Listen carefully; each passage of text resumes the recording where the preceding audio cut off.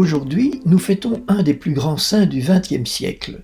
Un saint qui a fait courir les foules comme le curé d'Ars, un saint stigmatisé comme François d'Assise, un prêtre religieux amoureux de l'Eucharistie, Saint Padre Pio, capucin de San Giovanni Rotondo, petite ville du sud de l'Italie au nord de Foggia, au milieu du massif montagneux du Gargano. Francesco Forgione est né le 25 mai 1887 à Pietrelcina, au sud de l'Italie. Ses parents, Grazio et Maria Giuseppa, dite Peppa, le portent sur les fonts baptismaux le lendemain de sa naissance. Padre Pio dira plus tard que c'est la plus grande grâce de sa vie. Voici encore un saint qui nous rappelle la beauté extraordinaire du sacrement de baptême et dont nous ne sommes pas toujours conscients. Le petit Francesco a une santé fragile. Il fait sa première communion à l'âge de 12 ans et la confirmation un an plus tard. À 16 ans, en 1903, il entre chez les Capucins. Il prend le nom de Fra Pio. Pendant sa formation, il va séjourner dans plusieurs couvents du sud de l'Italie. Sa santé fragile l'oblige même à retourner dans sa famille. Si vous allez à Pietrelcina, ce que je vous conseille vivement, vous pourrez visiter sa maison natale et les différents lieux où il se tenait pour prier et étudier. Il est ordonné prêtre le 10 août 1910 à Benevento. Il devient Padre Pio. Seule Mamma Peppa est présente à l'ordination car son père Grazio a émigré en Amérique, comme beaucoup d'Italiens de cette époque. C'est un des drames de la pauvreté. Devenu prêtre, toujours pour raison de santé, Padre Pio reste à Pietrelcina où il aide le curé de sa paroisse. À partir de septembre 1911, Padre Pio reçoit les premiers stigmates, d'abord invisibles et non permanents. Ces grâces s'accompagnent de phénomènes mystiques, extase, visions célestes et combat avec le diable. Tous les matins à Pietrelcina, Padre Pio se lève tôt. Il va à l'église, prie le bréviaire, célèbre la messe et prend un long temps d'adoration. C'est de cette période que date un bel épisode. Padre Pio est en prière au fond de l'église. Une femme entre avec son petit enfant lourdement handicapé. Elle va devant le banc de communion et prie à haute voix. « Jésus, je t'en supplie, guéris mon enfant. » Elle attend et rien ne se passe. Alors elle se fâche. « Si tu ne le guéris pas, garde-le. » Et joignant le geste à la parole, elle jette son enfant dans le cœur de l'église par-dessus le banc de communion.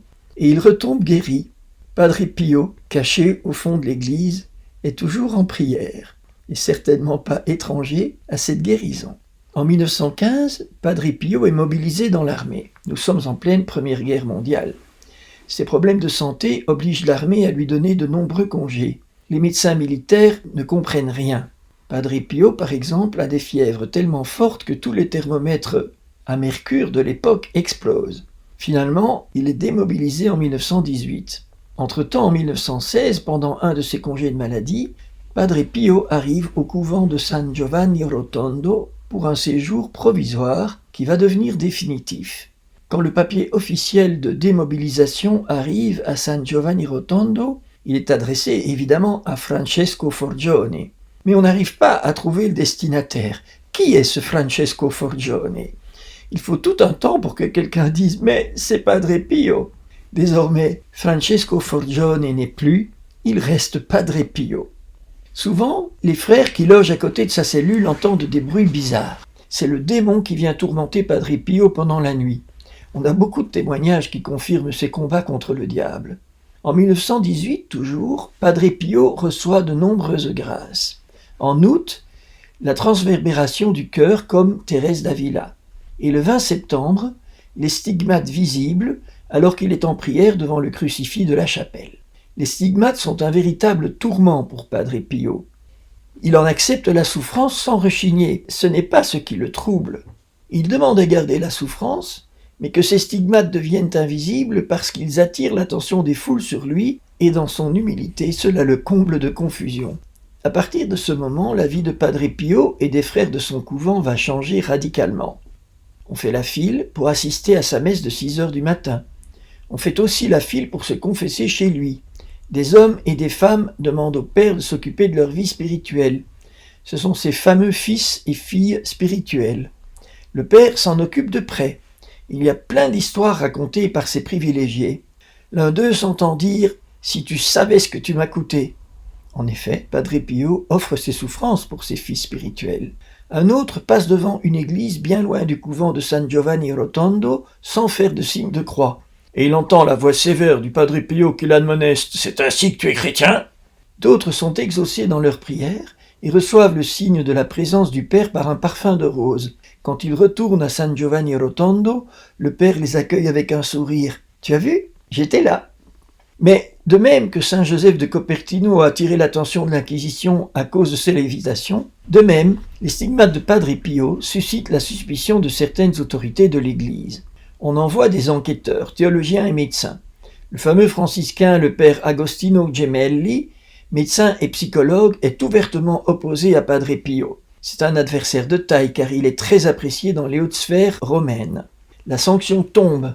Padre Pio est interdit de ministère le 9 juin 1931. Il peut seulement célébrer la messe en privé dans la chapelle du couvent.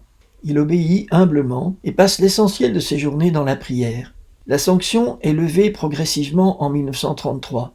D'abord, il peut de nouveau célébrer la messe en public, puis confesser les hommes et enfin les femmes.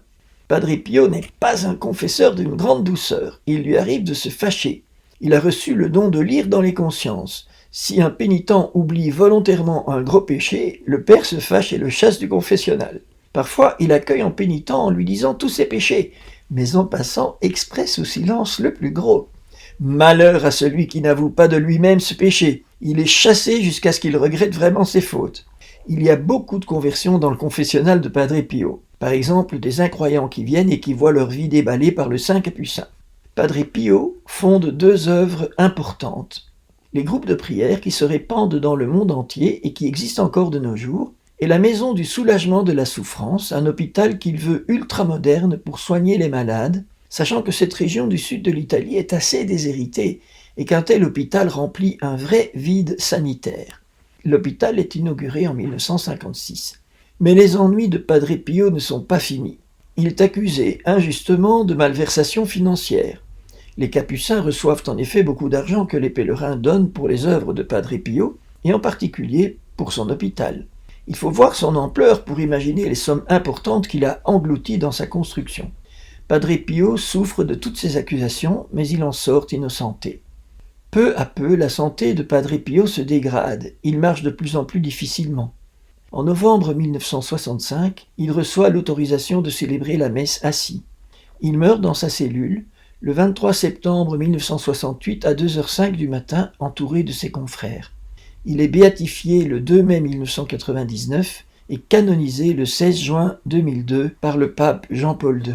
Si jamais vous avez l'occasion de vous rendre à San Giovanni Rotondo pour aller prier sur la tombe de Saint Padre Pio de Pietrelcina, n'hésitez pas.